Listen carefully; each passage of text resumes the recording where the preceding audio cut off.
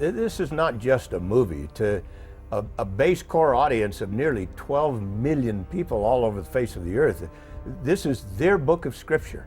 A feeling that I'm going to be very proud of what the audience will see, and I hope they can appreciate the hard work, the blood, sweat, and tears that went into making this film. The waves are beginning to engulf the ship! We're going to die! Very challenging, very exciting, very intimidating. Such an amazing dream of trying to make a movie out of the Book of Mormon. I think so many people have had that dream. I am sick of this. You are going back to Father and tell him exactly what the Lord has done for us. Nothing. It's something that a lot of people have dreamed of, and I think it's good that it's finally come around. It's a huge responsibility. It's huge, and we need to all step up to it and give it its due. Bring me the compass! It doesn't work! Bring it to me! People want this movie. They want to send their friends and take their friends to show them what the Book of Mormon really is about. I couldn't have worked with nicer people to begin with, and really very talented. And then I got down here and I was having the time of my life, and I think this is the best experience I've ever had in my life. President Hinckley says, I'm constantly trying to find ways that we can spread the gospel. If we could just find a way that people could bump into the gospel in their ordinary, everyday life. And to me, that was just movie. Well, you know, when I walked out of the Ten Commandments in 1956, I was just a teenager.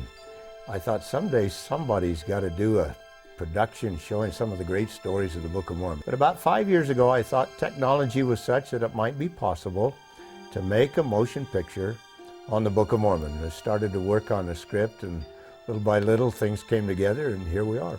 Everything was an experience. I got the tour. Within my week here of prep, I got the tour of the temple, I got the tour of the tabernacle, I got to see the choir sing, I got to see the conference center and the Arnold Freeberg paintings. The first week that Noah came into town, I took him to the singles ward, and people started coming up to him as soon as they knew that he was going to play Nephi, and they said, this is how I think Nephi should be. I love Nephi, he's a great man, and it kind of overwhelmed Noah, and he was like, whoa, and he really took it seriously, and he really wanted to get to know Nephi and what this man was about. And I went to singles ward, and I had a meeting with these guys that I met at singles ward, Brandon, Riley, and Tom. We sat up for like 5 hours just talking about the Tree of Life, Nephi, and they really helped me a lot because I was a little nervous because I had seen now throughout the week how much this character means to everyone here. And they said, just, you know what, you were chosen for a reason. That's because, you know, you're Nephi, so just go with that. And that embedded a lot of confidence into myself and the character. So then I just did it. Yeah, I just did it. But he's been a lot of fun. I mean, I get to explore the darker side of myself, and it's actually been great. It's made me see things from his perspective, which I think is useful.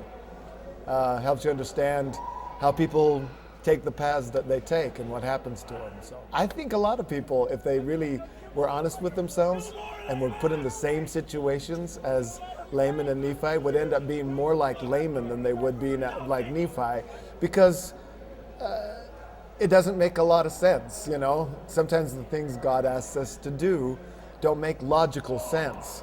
So Laman keeps saying, hey, this doesn't make logical sense. Why is God sending us back to Jerusalem? Why is he not organized? Has this man not got a plan? Didn't he think of that, getting the plates before we left Jerusalem? So it makes sense to him that God would be more organized. So, and ask yourself the question, if your dad started having visions, would you suddenly believe he was a prophet? I don't know. You've got Laman on one end of the spectrum, you've got Nephi on the other, and then you've got Sam and Lemuel in the middle that are followers, really. I play Sam. It's Nephi's older brother.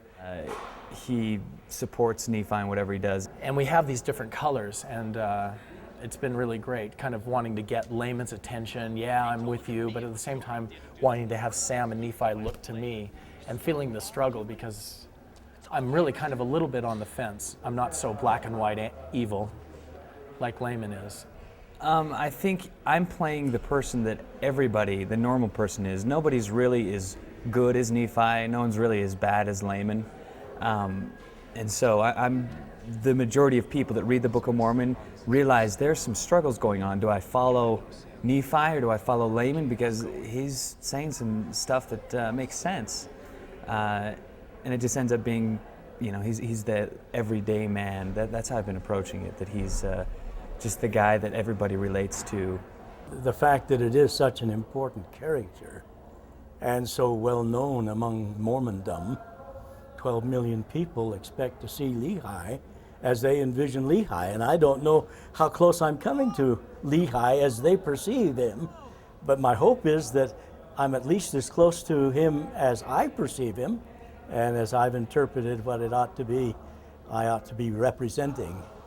I really have a lot in common, as I think we all do, with Nephi. I mean, he's not perfect. He's a man, and he's a good man, and he tries, and he's always striving to be a better person. He's kind, he's forgiving, he is courageous, he's a hero. I actually started reading the book from the beginning when I was cast in this role, trying to read the stories from her perspective, trying to put myself into her shoes, thinking, how would this mother, because she's the mother of the group, Lehi's wife, how would she have felt, you know, during these different events and the different things. And as I read through 1st Nephi and most of 2nd Nephi and tried to imagine myself in her shoes, it was a very interesting experience. I'd never read the Book of Mormon from that perspective. When I read the breakdown, the character breakdown for Nephi, I fell in love with the character just through the breakdown, and that's the kind of guy that I wanted to become. Gary is a visionary. He just has such vision and such passion for this story that you can't help but just be in awe of it. It's like a glow around him. He just wants this, and he's got the biggest heart in the world, and it shows through his direction. It's been fun to listen to him. Every once in a while he'll come up and say, "Oh, that was just great, that was just great," you know, and his enthusiasm is terrific. Who is it? Who's and I want you to go to the camera. Yeah. I want you to go to the camera and just you look pretty bad, but I want you to really play to the camera like that. Okay. The 4 brothers, you know, from the first day we had great chemistry, got along, we were laughing, and we get along just like brothers now, so it's great. But actually we got really tight as brothers. It worked out really well. So, and now we really do act like brothers. We're always palling around together off set, but when we're on set, we already know and anticipate how the other person's going to be. So it's really great for an actor because you feel safe. The tight-knit family and the group that I've been able to work with, I mean, I've never been able to work with such beautiful people in my life. I love everyone here. I love them. And we've all sacrificed for one another in some way. And that's what true friendship's about, I think. And I've made some really good friends.